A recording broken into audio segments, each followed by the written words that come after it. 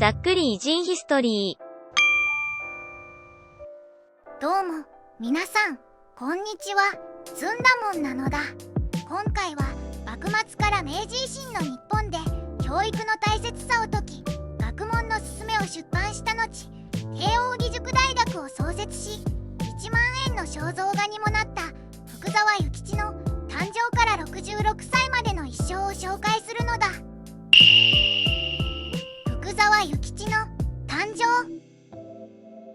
1835年、福沢諭吉は大阪堂島にあった豊前の国中津藩の蔵屋敷で下級藩士福沢百助と妻お順の次男として生まれます。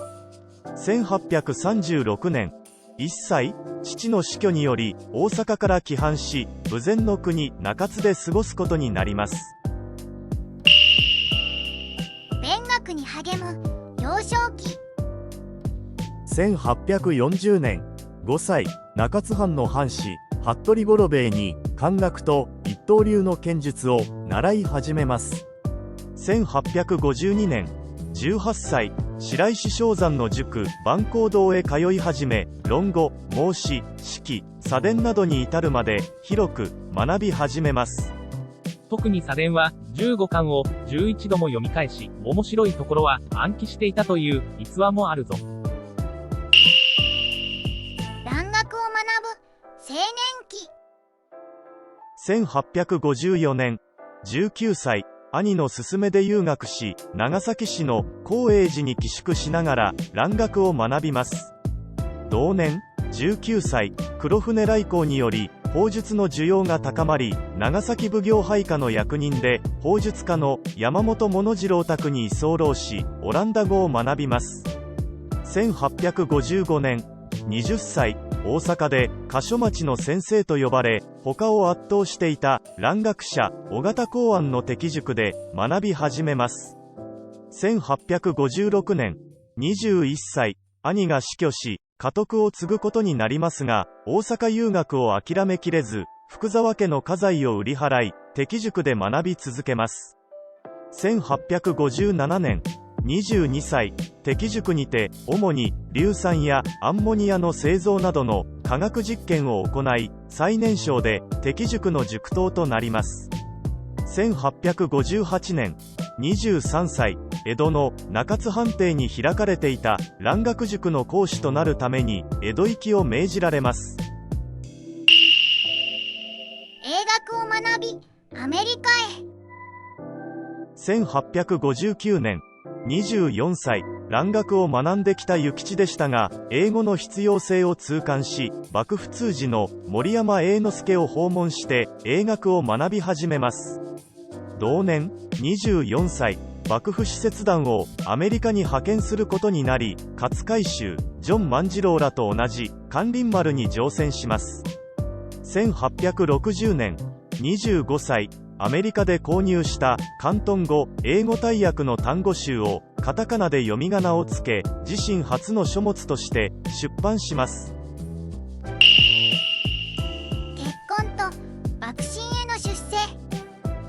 1861年、26歳、中津藩士時太郎八の次女お金と結婚します。同年、26歳、竹内康則を正使とする幕府使節団の翻訳方として同行し、ヨーロッパ6カ国を歴訪します。幕府から支給された400両、現在の価値で約6000万円分で英書、物理書、地理書を買い込み、日本へ持ち帰ったぞ。1863年、28歳、薩英戦争が起こったことにより、幕府の仕事として外交文書を徹夜で翻訳に当たるなど対応に追われることになります。1864年、29歳、臨時のお雇いから幕府直参の翻訳御用として米150俵と15両を受けて幕臣となります。1867年、32歳、幕府が注文した軍艦をアメリカに受け取りに行くための随行団として再び渡米することになります。同年、32歳、江戸開城後、新政府から出仕を求められますが、これを辞退し、翌年には刀を持つのもやめて平民となります。創設。1868年、33歳、蘭学塾を慶応義塾と名付け、教育活動に専念し、中津藩、他他藩の藩士を大量に受け入れます。1871年、36歳、三田の旧島原藩中屋敷の土地に慶応義塾を移転させて、現在の簿記にあたる徴愛の法などの講義を始めます。出版物による執筆活動。1872年、37歳、諭吉の代表的な書籍となる学問のすすめを出版し、以降4年をかけて17編までシリーズとして発行します。学問のすすめの発行部数は340万部のベストセラーとなり、明治初期の人口が3500万人となるので、10人に1人が読んだ計算になるほどの最も有名な啓蒙書となるぞ。1874年、39歳、板垣退助、後藤象二郎、江藤新平らの政治活動を支援し、国会開設運動の先頭に立って国会論と題する社説を掲載します。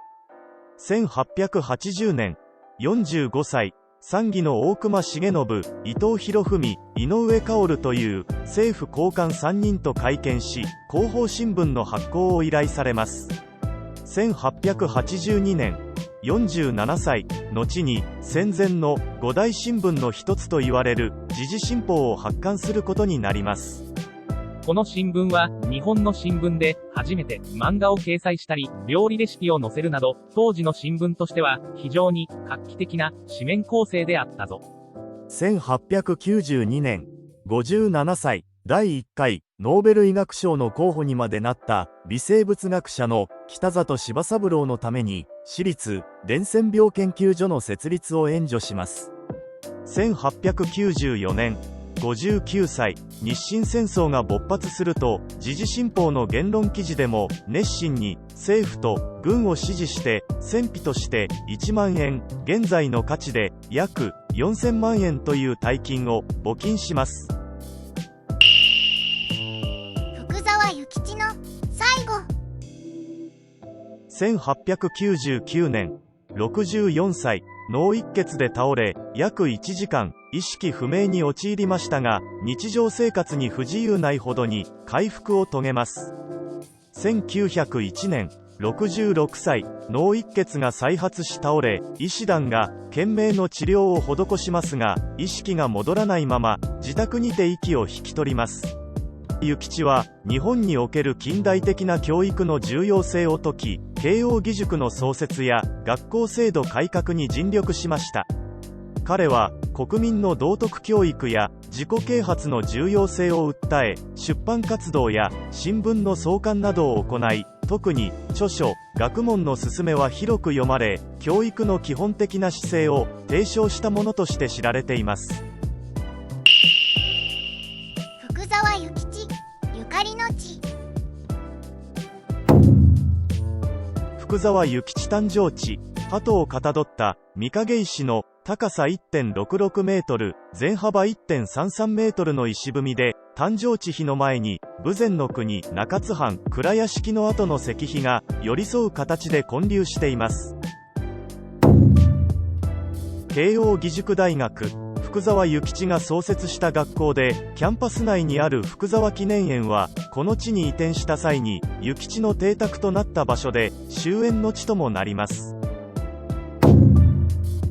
福沢諭吉像、福沢諭吉の肖像が1万円札の顔として発行されたことを記念して建てられたもので、像の隣には1万円札発行の30周年を記念した看板も設置されています。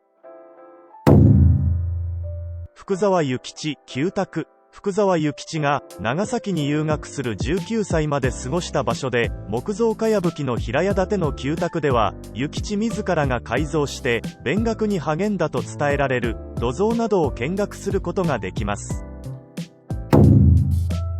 福沢記念館、旧宅に隣接する資料館で時系列に福沢諭吉の一生をたどり、遺品、遺木、書籍などの福沢諭吉関連の資料を展示しています。福沢諭吉のお墓、もともとは品川の浄光寺に土葬により埋葬されていましたが、改葬された際に火葬され遺骨となり、善福寺に移って静かに眠っています。最後までのご視聴ありがとうございますなのだ。これからも少しずつ歴史上の人物の一生を動画にして投稿していくので、チャンネル登録、いいね評価、コメントでの応援をよろしくお願いしますなのだ。ではまた次の動画でお会いするのだ。